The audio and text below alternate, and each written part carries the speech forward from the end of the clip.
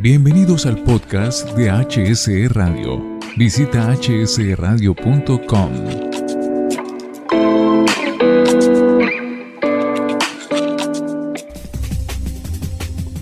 Aquí estamos de vuelta en Formación hsradio.com a través de su estación de la Seguridad Industrial, la Salud y el Medio Ambiente del Trabajo, HSE Radio. Valoramos la vida con nuestros invitados especiales, tratando diferentes temas en torno a la seguridad, la salud y el medio ambiente en el trabajo, pero en esta oportunidad hablando con toda una autoridad en el tema de accidente ofídico. Se trata del doctor Héctor Charri Restrepo. Doctor Héctor Charri, qué bueno tenerlo acá en este siguiente episodio. Pedro, muchísimas gracias, cordial saludo para todos los oyentes. Qué bueno estar de nuevo compartiendo con ustedes. Gracias a ustedes por invitarme. No, el placer es nuestro. Recordemos a nuestros oyentes que el doctor Héctor Charri Restrepo es biólogo, investigador y naturalista colombiano, experto en fauna silvestre y especializado en ofidios y ofidismo, con más de 20 años de experiencia en el manejo de serpientes venenosas y los accidentes causados por estas. Docente universitario y reconocido conferencista que ha publicado numerosos artículos científicos sobre animales venenosos y es considerado a nivel nacional e internacional como toda una autoridad en el tema. Y por supuesto también saludamos a nuestro director de contenidos y gerente de la Escuela Nacional de Rescate, Daniel Alfonso. Daniel, bienvenido, listos a tratar este tema con el doctor Charri. Pedro, muchas gracias. Doctor Charri, bienvenido a nuestro espacio, a esta su emisora hsradio.com. A todos nuestros oyentes, invitarlos a escuchar y descargar los podcasts que están relacionados con este tema del accidente ofídico. En esta oportunidad estamos en el episodio 8.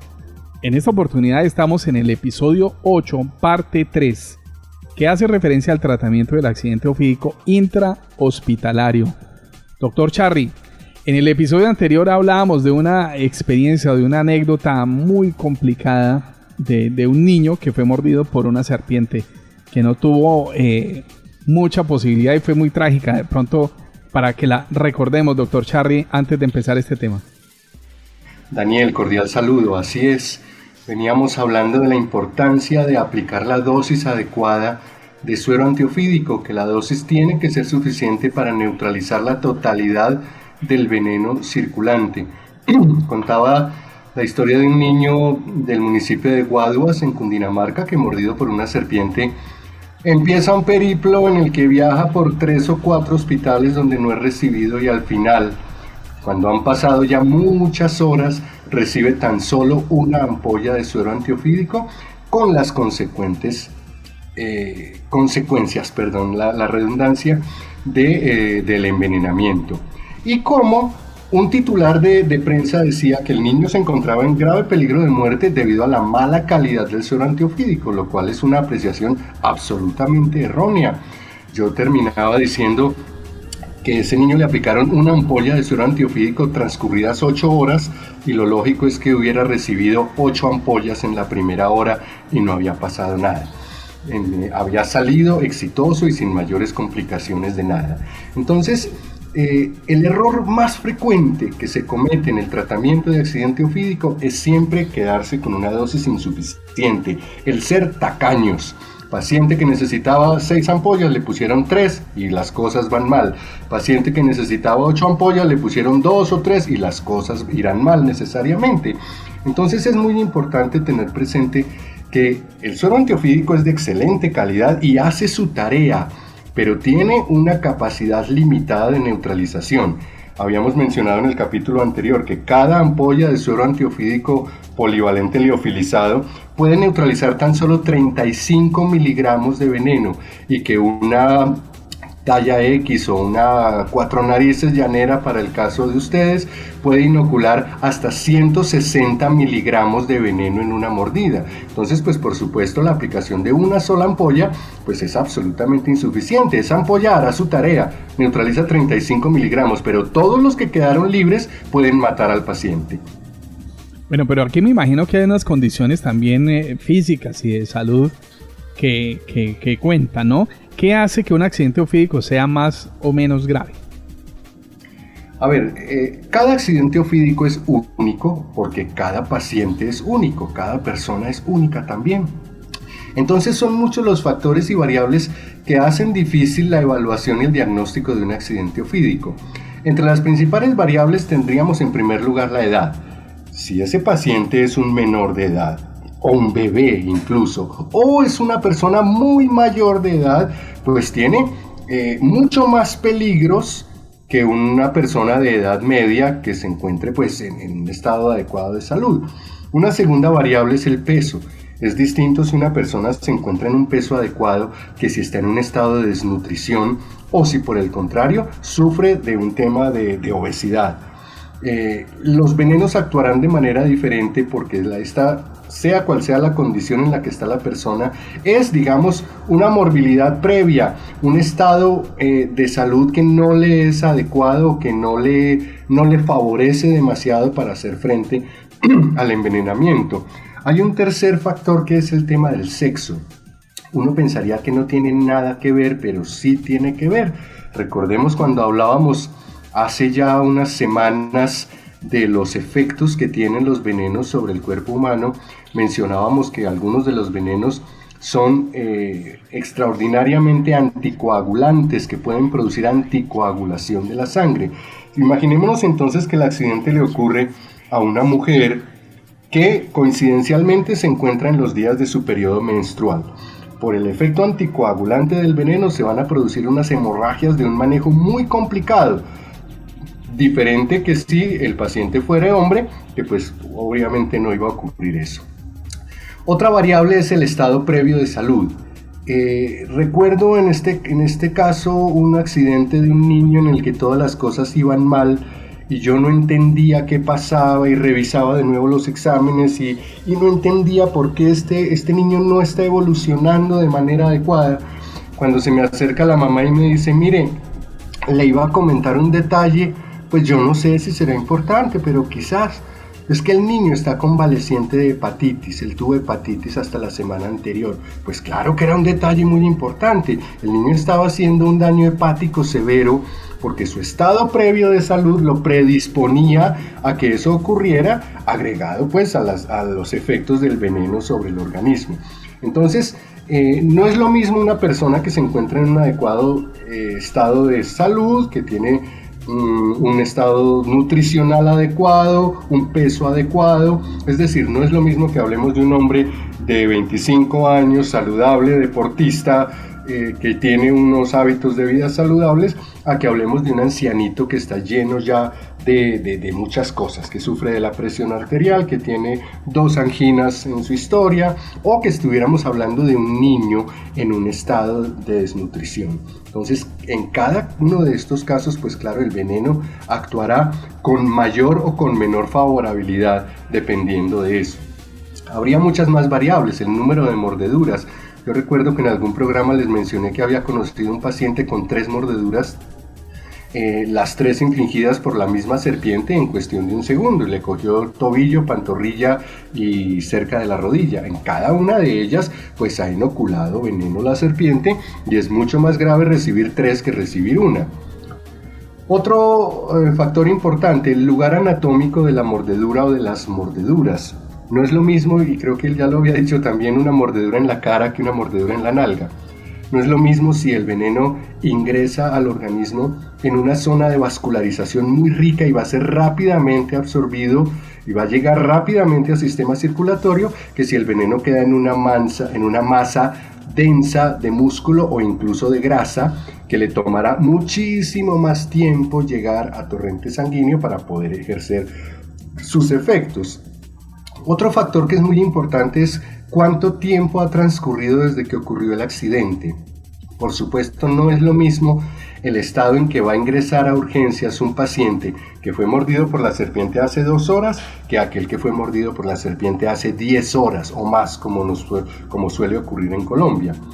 Otras variables, ¿qué tipo de remedios tradicionales se emplearon con ese paciente? Recordemos que a veces hay prácticas absolutamente insólitas que perjudican más que hacer bien. ¿Qué primeros auxilios, entre comillas, recibió ese paciente. A lo mejor le hicieron cortes, a lo mejor le hicieron torniquetes, le hicieron succión, le aplicaron emplastos, cualquier tipo de cosas que van a complicar la situación y que siempre hacen más mal que bien.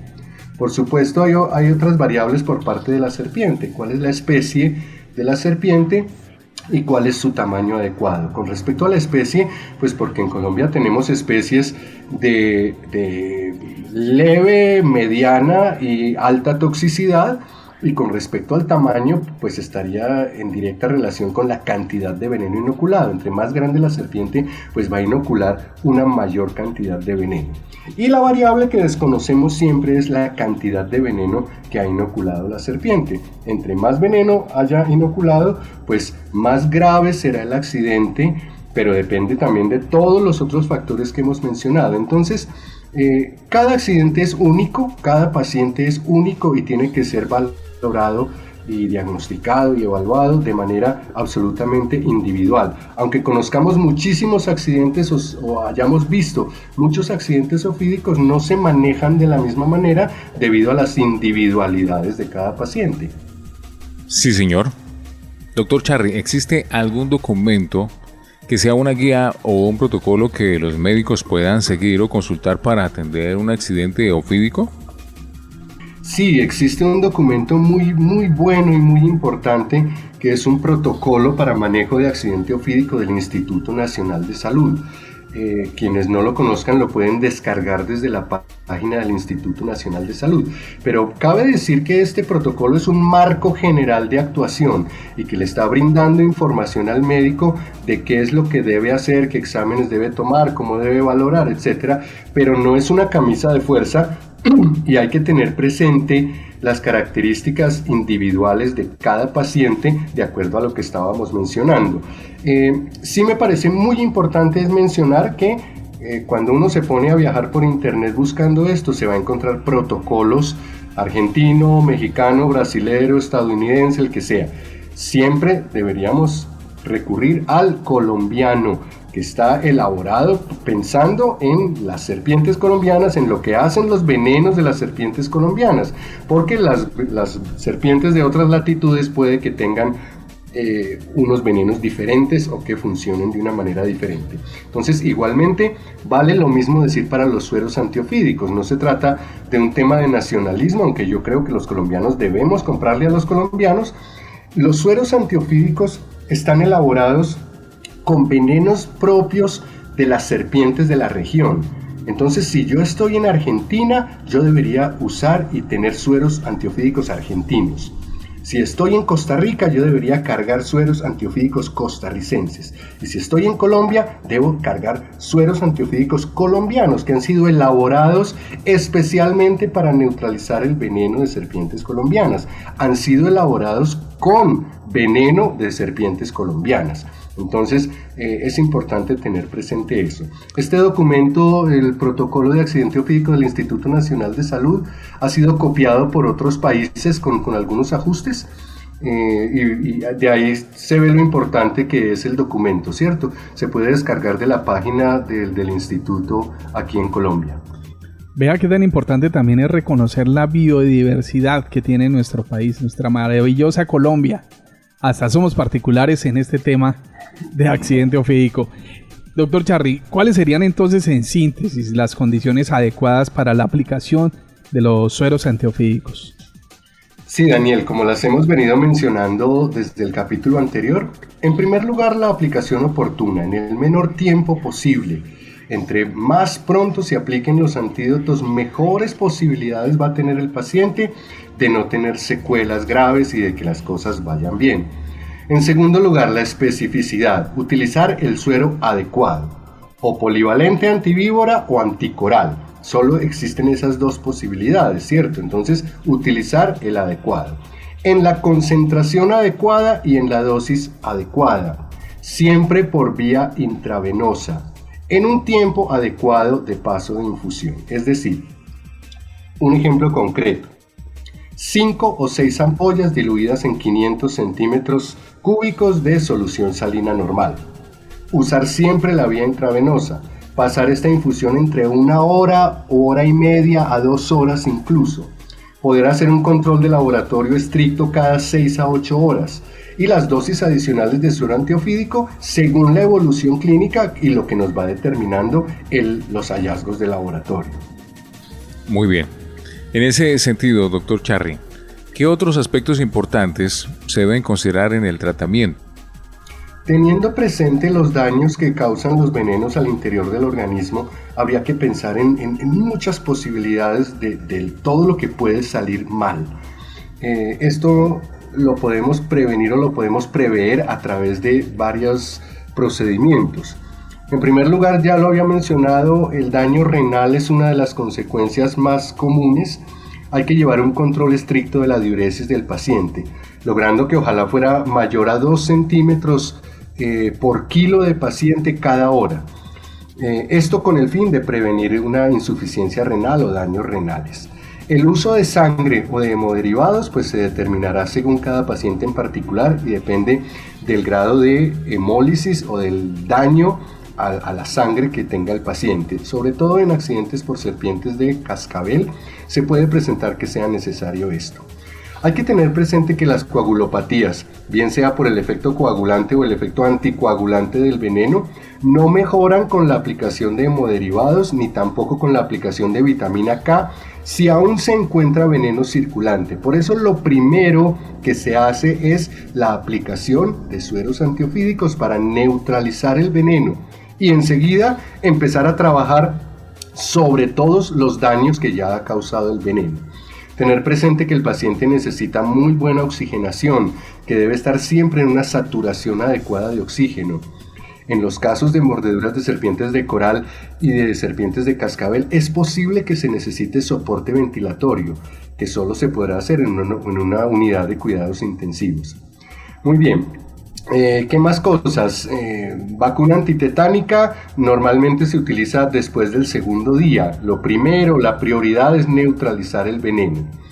No recomendamos una práctica que antes era mucho más común y era el tema de hacer fasciotomías o de hacer grandes cortes sobre la extremidad y sobre los músculos en prevención a que la gran inflamación llegara a romper y a desgarrar los músculos. Pero esto ya está de hecho mandado a recoger.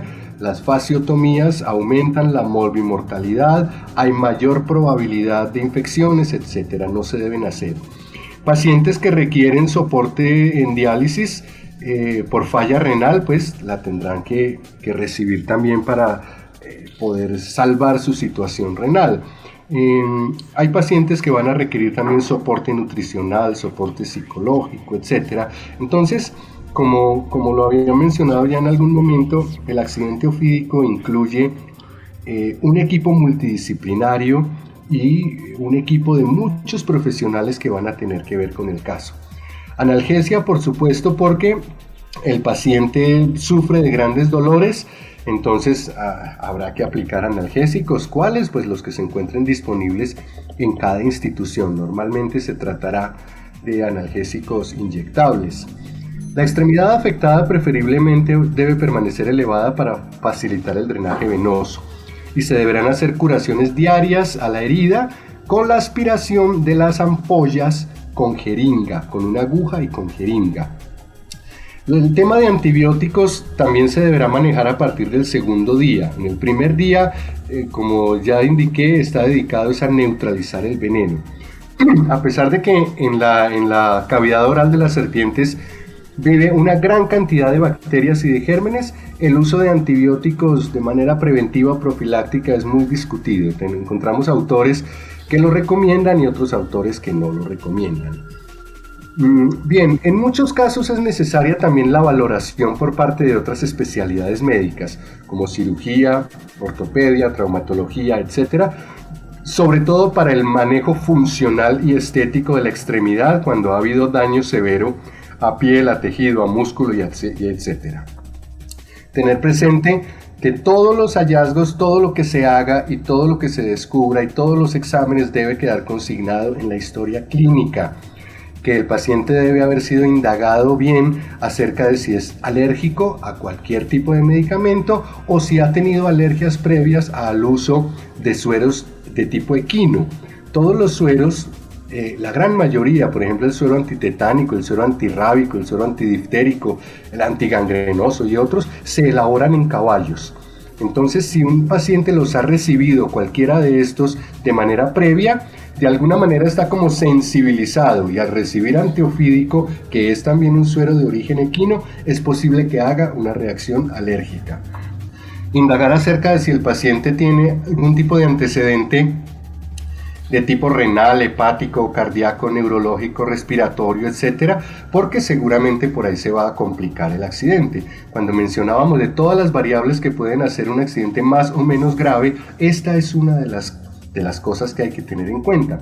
Pacientes que tengan antecedentes de enfermedades de estos tipos, pues están en desventaja con respecto a paciente que no las tenga.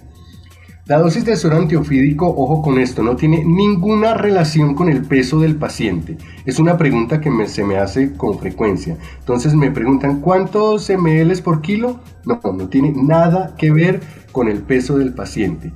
Ni existe tampoco una dosis de tipo pediátrico. Los niños requieren igual dosis que los adultos, porque se trata de la misma cantidad de veneno que tiene que ser neutralizado.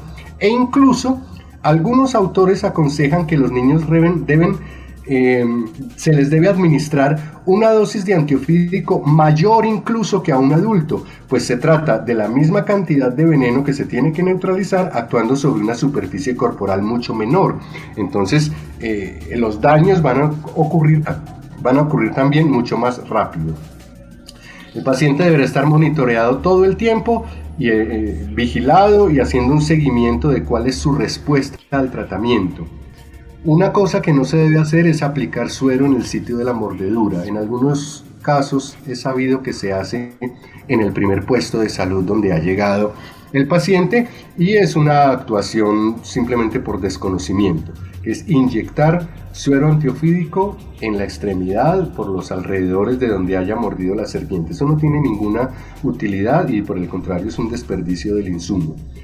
Siempre tener presente que, por lo que hemos mencionado, podría ocurrir algún tipo de reacción, bien sea inmediata o puede ser más tarde, y hay que estar preparados para ello. En el medio hospitalario, a ningún médico debería asustarle una reacción alérgica que un paciente presentara, pero en el medio extrahospitalario sí puede llegar a ser una situación muy, muy delicada y difícil de manejar. Doctor Charry, pues esta es una información bastante importante y de relevancia para los equipos médicos. Ojalá que tengan a la mano esta información y pues el manual que usted ha construido, a pesar de que este tema seguramente no está en este manual. Pero doctor Charry, usted mencionó que existen sueros líquidos y liofilizados. ¿Cómo es la preparación y aplicación de estos sueros? Bien, los sueros líquidos no tienen ningún problema ni ninguna dificultad. Se aplicarán 4 o 5 ampollas directamente a una bolsa de 500 ml de solución salina y empezará a pasarse por vía intravenosa. Para los sueros liofilizados o en polvo que no requieren refrigeración, a cada ampolla se le agregarán 10 ml o 10 mililitros de solución salina normal o de agua destilada o de agua para inyección, como también podemos conseguirla. Lo ideal es aplicar el agua por la pared del frasco y dejándolo quieto unos minutos para que se hidrate adecuadamente. Luego agitar el frasco para que se diluya todo el contenido o se diluya todo el polvo en el agua.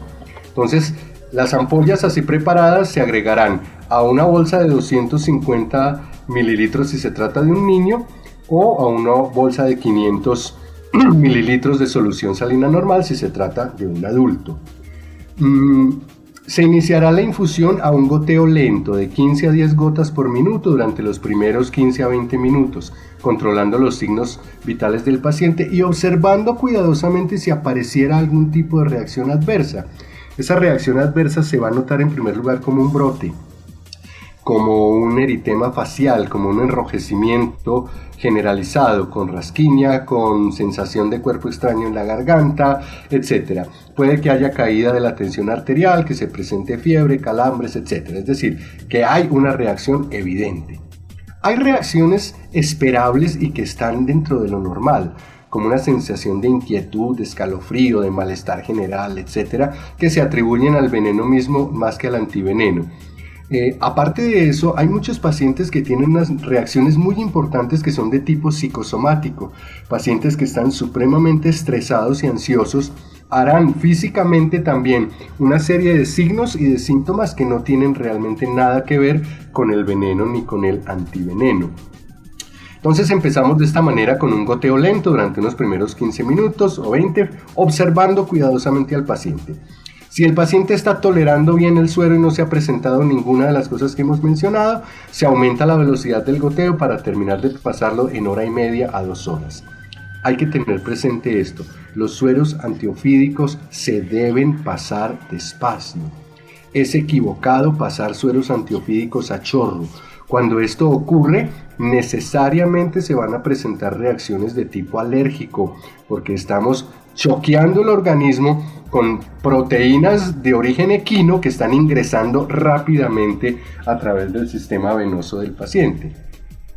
Bueno, entonces, supongamos que si aparece algún tipo de reacción, el paciente está haciendo un brote con rasquiña, ronchitas que aparecen en el pecho, en el vientre, en el cuello, que le pican, que siente un malestar muy grande. Bueno, en ese caso se suspende la aplicación del antiofídico de manera temporal. Vamos a cerrar la llave del antiofídico y dependiendo de la gravedad de la reacción alérgica, pues se procederá a tratarla. Si es una reacción muy grave, pues en primer lugar habrá que aplicar adrenalina a ese paciente.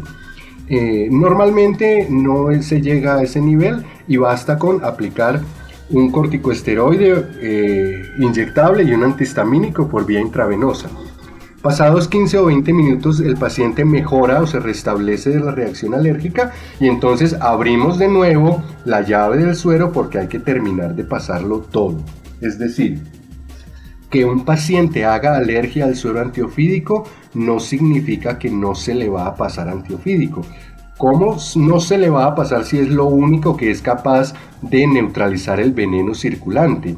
Pero ha ocurrido y ocurre en nuestro medio que porque un paciente hizo alergia entonces le retiraron el antiofídico y entonces quedó a merced de que el veneno cause todos los daños posibles a su organismo. Eso es una concepción completamente equivocada. Incluso paciente alérgico tiene que recibir la dosis total de antiveneno porque de lo contrario el veneno va a hacer unos desastres al interior de su organismo. A los 15 o 20 minutos, como dije entonces, reabrimos el paso del antiveneno para terminar de pasarlo. Pero si el paciente repitiera la reacción, lo hacemos de la misma manera. Se suspende el paso del antiofídico, se aplica un corticoide y un antihistamínico. Pasados unos 15 minutos se restablece el estado del paciente y reiniciamos de nuevo el paso del antiveneno. Los pacientes que tengan historia previa de haber recibido sueros de tipo equino, es conveniente premedicarlos o desensibilizarlos antes de empezar a pasar los antiofídicos, aplicando corticosteroides y antihistamínicos unos 15 o 20 minutos antes de empezar a pasar los sueros antiofídicos. De esta manera estamos previniendo que se presente una reacción alérgica severa. Estamos conversando con el doctor Héctor Charri Restrepo, experto en ofidios y ofidito. Nos preguntaremos en estos instantes, doctor Charri, y nuestros oyentes también quizás, ¿por qué puede ocurrir ese tipo de reacciones de tipo alérgico, doctor? Bueno, como ya lo había mencionado, con la aplicación del antiofídico se espera que algunos pacientes hagan algún tipo de reacción. La reacción puede ser inmediata o puede ser tardía. Como lo he mencionado ya, el suero antiofídico es una inmunoglobulina de origen equino, se elabora en caballos, que son los productores de los anticuerpos realmente contra el veneno de serpiente. Entonces, el suero antiofídico es suero sanguíneo equino, que tiene una serie de proteínas que el cuerpo humano las va a reconocer como extrañas y va a reaccionar a ese tipo de proteínas. Esto no es demasiado común y no es para tenerle miedo a los antiofídicos. Casi todos los sueros que manejamos son de tipo equino, son elaborados en caballos, el antirrábico, el antitetánico, el antidiftérico, los que ya había mencionado.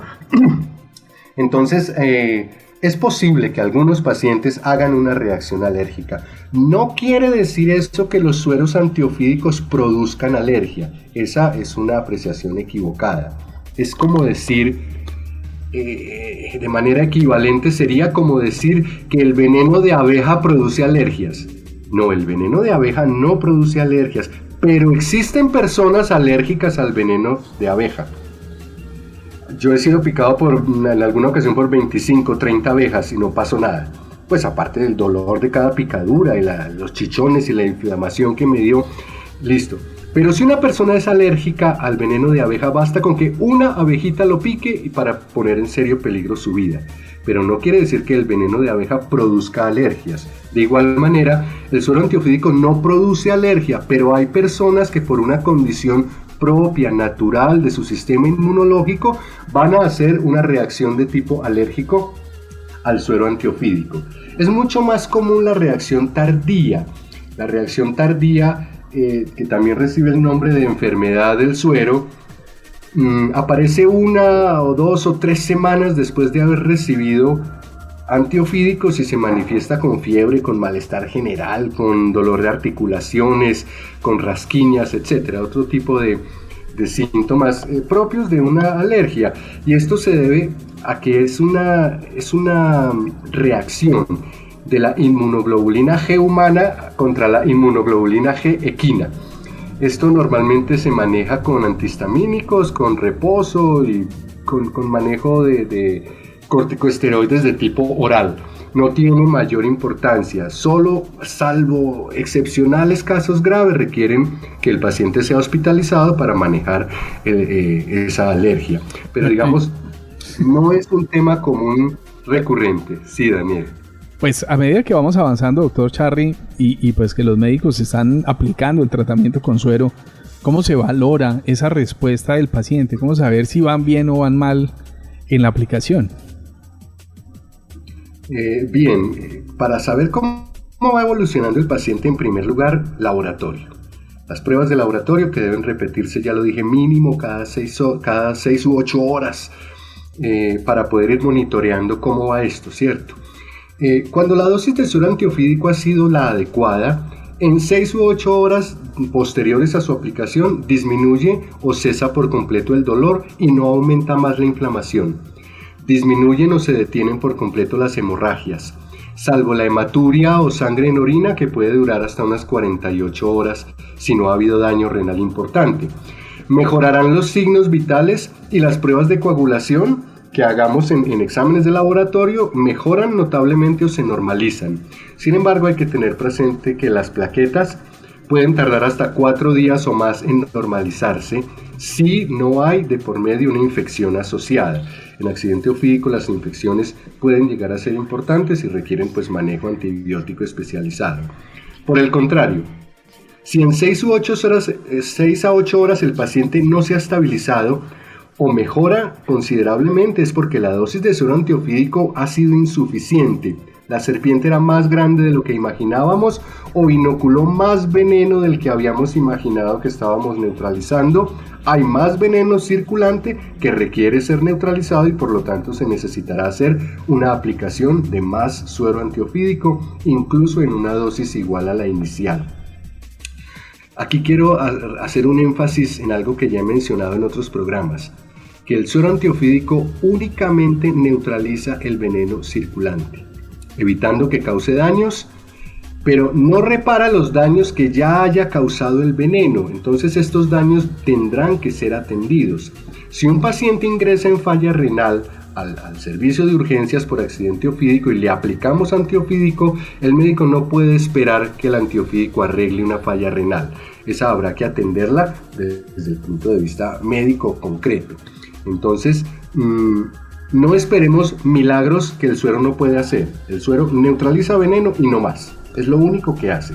Los daños que ya estén establecidos habrá que tratarlos desde el punto de vista médico. Pero hablemos un poco de doctor Charry, aunque ya lo hemos mencionado en otros capítulos, pero de manera breve. Recuérdenos, por favor, cuáles son las complicaciones posibles que tiene el accidente ofídico. Bueno, podrían ser muchas, sobre todo cuando el tiempo transcurrido entre el accidente y el inicio del tratamiento es un tiempo muy largo. A nivel local pueden presentarse problemas de abscesos, de celulitis, de fasciitis, que haya necrosis locales que pueden incluso convertirse en gangrenas.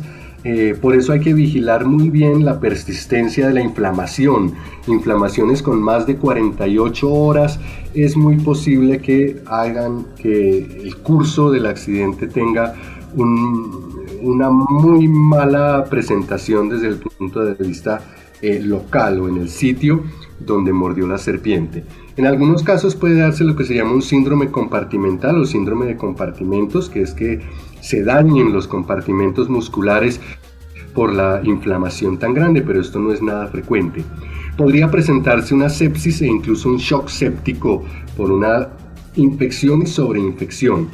Podría haber shock hipovolémico en el caso de las hemorragias importantes de las mujeres en embarazo o de una mujer que se encuentra en su periodo menstrual. También podría presentarse hemólisis aguda, destrucción masiva de los glóbulos rojos, en cuyo caso no existe ninguna otra opción que hacer transfusión sanguínea. Podría presentarse también lo que se llama una coagulación intravascular diseminada, coágulos de sangre que están obstruyendo el acceso sanguíneo de los principales órganos, ocasionando sufrimiento a esos órganos, necrosis e incluso la muerte de esos órganos. Podrían ocurrir cosas muy graves como una hemorragia subaracnoidea, un accidente cerebrovascular isquémico o hemorrágico. Pueden presentarse también hematomas intraabdominales o en otros sitios distantes, falla renal, edema pulmonar, trombosis de vasos cerebrales, femorales, etc. En el caso de mujer embarazada, pues recordemos que puede presentarse el aborto espontáneo, el desprendimiento y expulsión de la placenta o un parto prematuro, etc.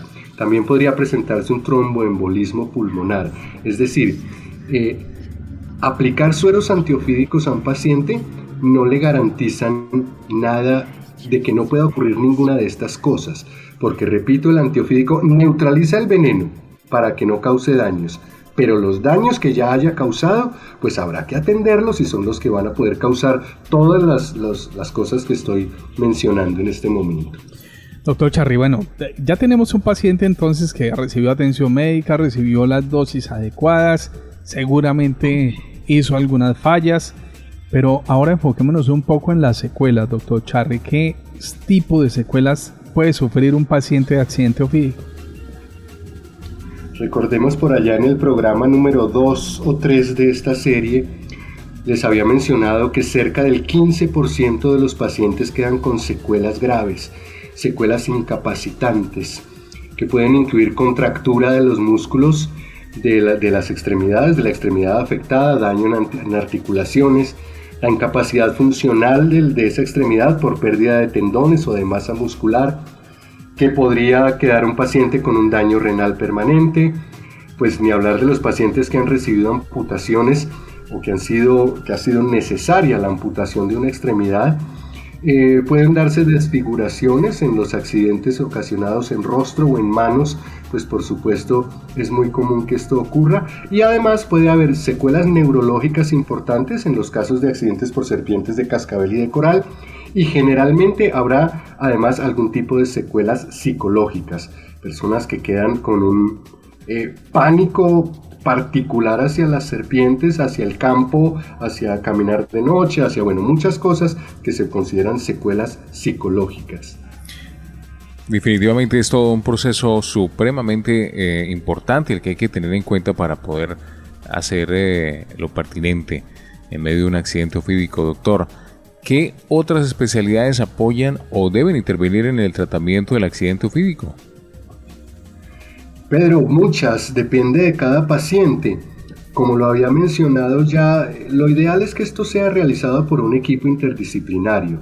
Normalmente pues participarán en las especialidades médicas, medicina interna, toxicología, cirugía plástica, traumatología, ortopedia, ginecobstetricia si se trata de una paciente embarazada, etc. Es decir, todas las especialidades que puedan aportar en el tratamiento del paciente, en el manejo del mismo, pues estarán vinculadas o se debe pedir su vinculación o su interconsulta.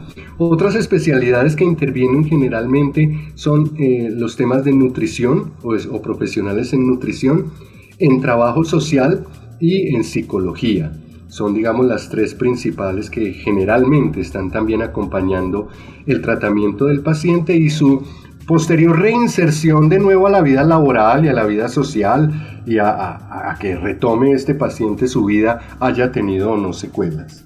Pues yo de verdad que soy demasiado agradecido con el doctor Charry, Pedro, apreciados oyentes, porque seguramente los compañeros de Cruz Roja con los que hemos hecho curso de atención prehospitalaria y que hemos visto estos temas de accidente ofídico, no habíamos visto todo el detalle técnico que tiene esto ya a nivel más puntual en cada una de las etapas del proceso de manejo de un paciente. Doctor Charry, muchísimas gracias por todos estos aportes, por todos estos episodios que han sido de gran utilidad para nuestros oyentes, para nosotros y pues por supuesto para todas las empresas que están al aire con nosotros. Con el mayor gusto, Daniel. Para mí es un placer poder servir, poder aportar también a que estos casos puedan ser mejor manejados, a que todos los accidentes ofídicos vayan dejando de ser ese misterio horrible para el médico, aquello que no quiere enfrentar, aquello a lo cual desearía jamás poder encontrarse, ¿cierto? Se trata de poder aportar, desde luego, y de que las cosas pudieran mejorar en gran medida gracias a estos aportes. Así es, Daniel, pues muchísimas gracias al doctor Charry, porque hemos de esta manera finalizado la tercera parte de este episodio número 8. Vea usted, Daniel, tratamiento del accidente ofídico en el manejo intrahospitalario. Y prepárese, porque vamos a estar preparando más tema en torno a esto. Daniel, muchísimas gracias. Pedro, a usted muchas gracias y a todos nuestros oyentes, gracias por estar con nosotros. Dirección de contenidos, la ingeniera Andrea Costa, el ingeniero Daniel Alfonso, yo soy Pedro Andrés Algarra en la presentación y conducción de Formación HSE a través de hsradio.com. Valoramos la vida.